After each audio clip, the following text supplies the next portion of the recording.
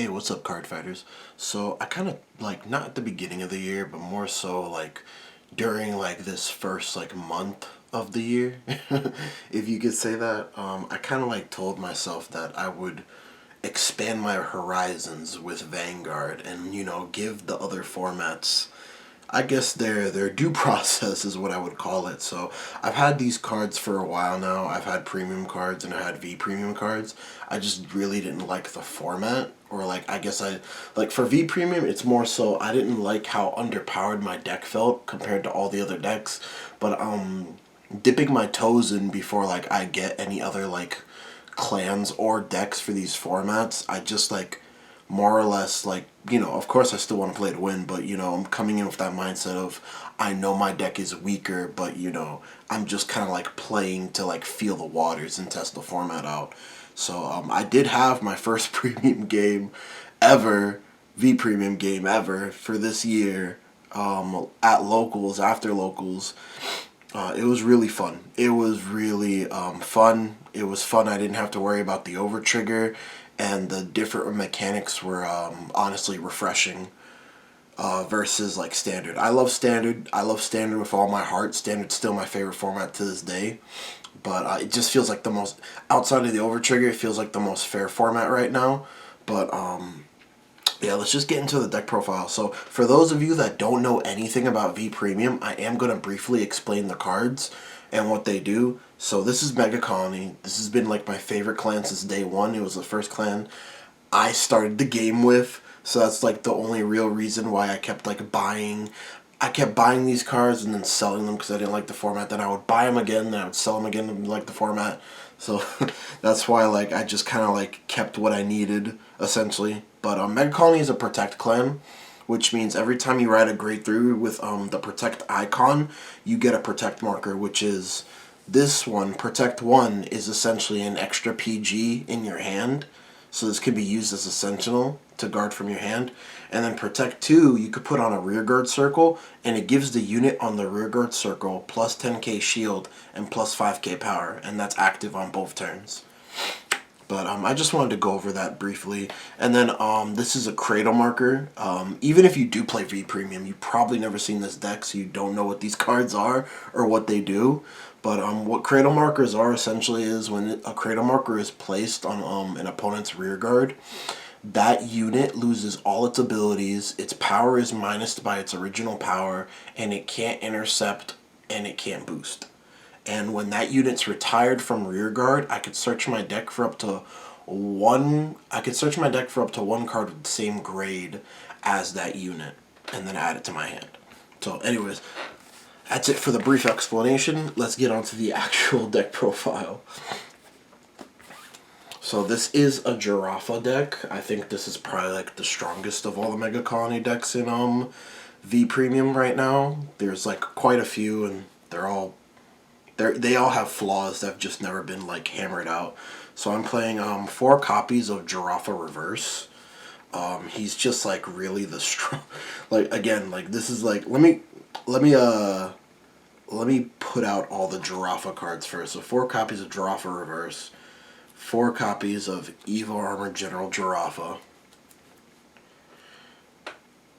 4 copies of Elite Mutant Giraffa, and then 4 copies of Pupa Mutant Giraffa.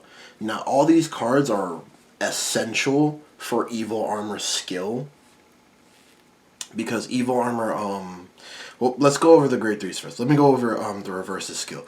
So his skill, he has 2 skills. He has one not axe skill. He has one once per turn auto ability, and then he has an auto ability that can be procced basically as many times as you meet the conditions. So when he attacks a Vanguard, Counterblast 1, your opponent calls cards from their hand to rearguard at rest equal to or more. Wait, they must call at least one, but equal to or more the number of grade 3 Giraffas you have in Soul. So if you have 2 Giraffas in Soul, you have to call at least one. But his caveat to this ability is if they don't call more cards to their board than Giraffas you have in Soul, you get to restand your Vanguard for free. Well, basically, just for a CB, you get to restand your Vanguard. So you have 2 Giraffas in Soul, they have to call 3 cards to board if they don't want your Vanguard to restand. If they have 2 in Soul, they would have to call one. Wait. Yeah, no. Yeah. If you have 2 Giraffas in Soul, they have to call 3 cards to the rear guard. If you have 1 in Soul, they'd have to call 2. And then if you have no Giraffas in Soul, they still must call 1, because they have to call at least 1 card to rear guard at rest. And then his second ability is, the cost for the restand is to lock a rear guard. Let me get that straight. Yeah, But his second ability is when your opponent does call a card to their rear guard during your turn, you can lock one of your rear guards, give 15k to the front row to the end of turn. This is not once per turn, so basically the first ability procs the second. So if they call 2, you could lock 2 to give 30k to the front row. If they call 3, like they don't want you to get the restand off, you have 2 in Soul, you could lock 3 to give plus 45k to the front row. I think that's the most I've given to the front row, which is like really like nice. MEGACOLONY usually doesn't hit those giant numbers, so I felt like this card was just like very much needed.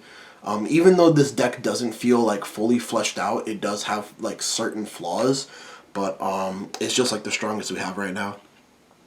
And then Evil Armor General Giraffa's ability.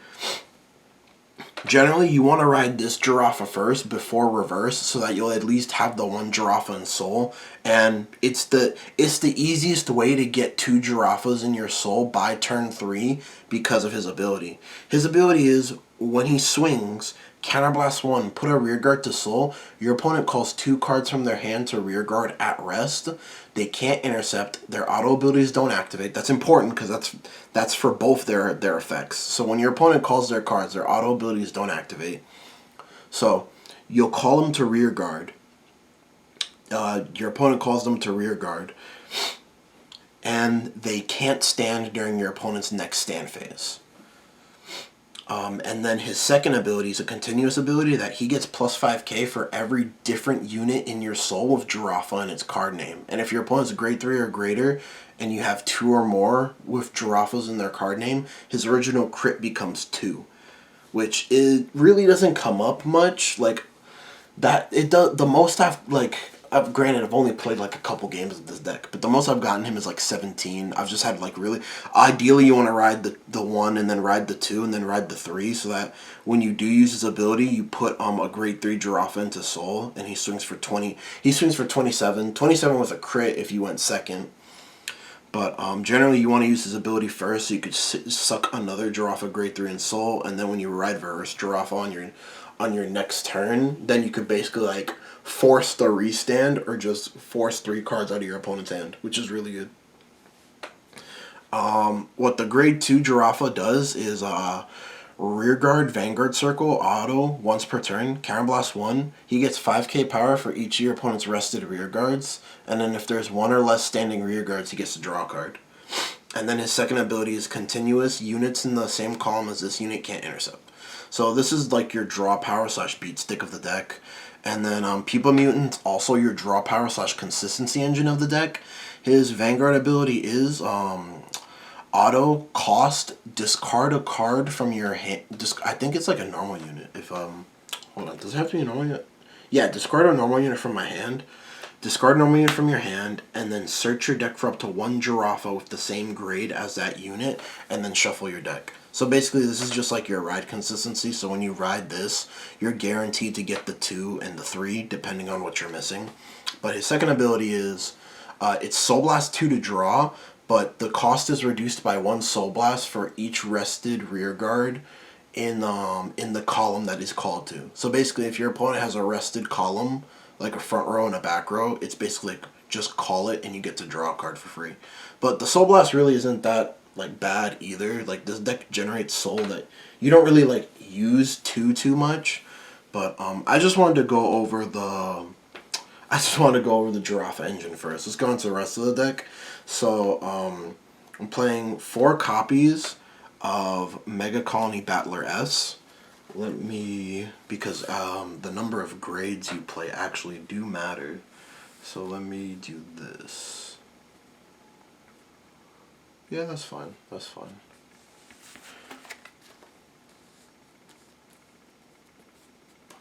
So 4 copies of MEGACOLONY Battler S. This actually helps proc your reverse Giraffa's ability, because her skill is when she's called to rearguard, Soul Blast 1, your opponent calls a card from their hand at rest. Its auto abilities don't activate, and it can't stand during your opponent's next stand phase. But they get to draw a card. So basically, you're just forcing out a call from their hand. But for that call, you get to activate your Giraffa's secondary ability, lock something to get 15k. So that's pretty much why you play her.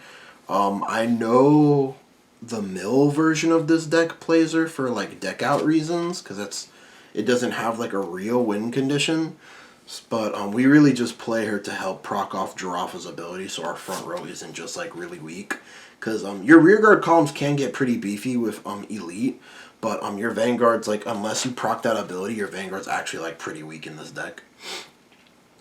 And then her secondary ability is, if your opponent has no standing units, you could discard a card from your hand and call her to an open rearguard circle and soul charge 1. So that's her ability from the drop zone, so you can call her from the drop zone. And then obviously like proc her ability. The soul charge is nice because like sometimes you could just RNG soul charge into another Giraffa grade 3, as unlikely as that sounds. But yeah, we play 4 copies of her. And then 4 copies of Stamping Red. What Stamping Red does is, when it's placed on Vanguard or Rearguard, Counterblast 1, put a Cradle marker on one of your opponent's rearguards. And if you couldn't put a Cradle marker on one of their rearguards, you get to draw a card instead. And then its secondary ability is continuous. You get 6k when it attacks. If I had the new promo, Sweet Cocktail, I tried looking for it online. I just couldn't find any listings on TCG. And I know you can find it on Facebook, but I just prefer to like buy cards from vendors. But yeah, I would probably play that here instead of the Stamping Red, because it's more of a guaranteed draw. Well, a Stamping Red's like, sometimes you could just cradle something. That's why I explained the cradle markers, because Stamping Red, another card in this deck, like just happened to cradle if like all the stars align. But yeah, 4 copies of that. So we're running 12 2s. There's no ride deck in this format, so the amount of grade 3s, grade 2s, and grade 1s we run, it actually matters. 4 copies of High Class Moth. This is your countercharger of the deck. High Class Moth's ability is Deck and Soul. It counts as a grade 3. And then its rearguard ability is Act, Rest it, put a normal unit from your drop zone on the bottom of your deck, countercharge 1, and then choose one of your opponent's rearguards, and it can't intercept until the end of the turn. So that's like your countercharge end of the deck. I was thinking about playing Butterfly Officer instead, just to beef up my rear guards and like I guess force grade 3 Giraffas into Soul.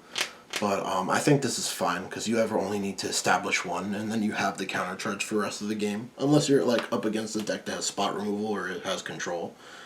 4 copies of Little Dorkass. This card searches for this card's on-place ability is you look top 5, Vanguard or Rearguard Circle, you look top 5 cards of your deck for a grade 3, reveal it, add it to your hand, and then discard a card.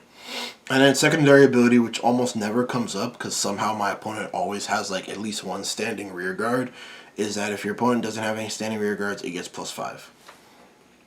And then my last grade 1 that I'm playing is Clear Breeze. Her effect is basically Vanguard Rearguard Circle, ditch a card to draw a card.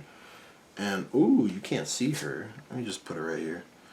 So her effect is, ooh, no, actually, let me just put her Stamping Red, because she can cradle. Her effect is ditch a card to draw a card, and if you ditch to grade 3, you get to cradle something, which never really comes up. I just put her in the deck because I had a 1-of slot, because I wanted to max out on my grade 2s, of course, and I had a 1-of slot, so I just wanted to have another grade 1 that's an ideal ride target, because it has a Vanguard ability, which, you know, Pupa Mutant has a Vanguard ability, Little Dorcas has a Vanguard ability, but obviously you don't want to ride High Class Moth, so I just wanted to add another grade 1 that's good on Rearguard and / good on Vanguard Circle. On to the triggers. We play 4 Heal Guardians. This basically makes it so you don't get like rushed / OTK'd before you ever get to grade 3. I know we don't have these in the standard format, but its ability is when it's placed on the Guardian Circle, you could choose one of 2 effects if you haven't ridden a grade 3 this game.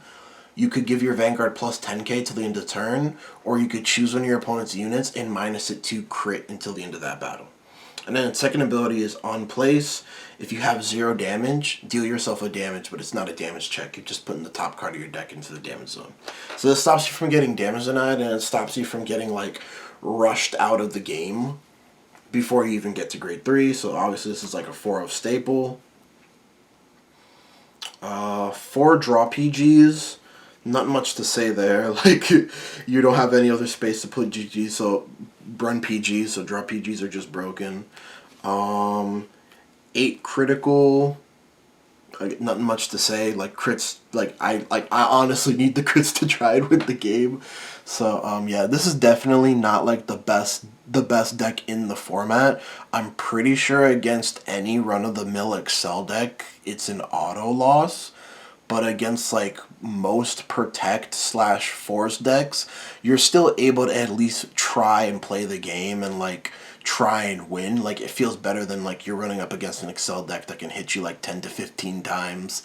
And you just generally don't have like the sexiest amount of shield. Like, you like have to hard draw your shield most of the time. But don't forget to like, comment, and subscribe. Comment down below if you guys want to see more V Premium / premium content in the future. I'm kind of like more or less dipping my toes into this form of content, because I know there's already a lot of people that do this type of content. That's why like I try to stick to standard, because it's the format I know the most about. I don't really know much about premium or V Premium, so if anything, this could probably be like a journey that we go on together. Like, to be honest with you guys, just be like maybe like we'll vlog some type of like dipping into premium format or V Premium. But anyways, later guys.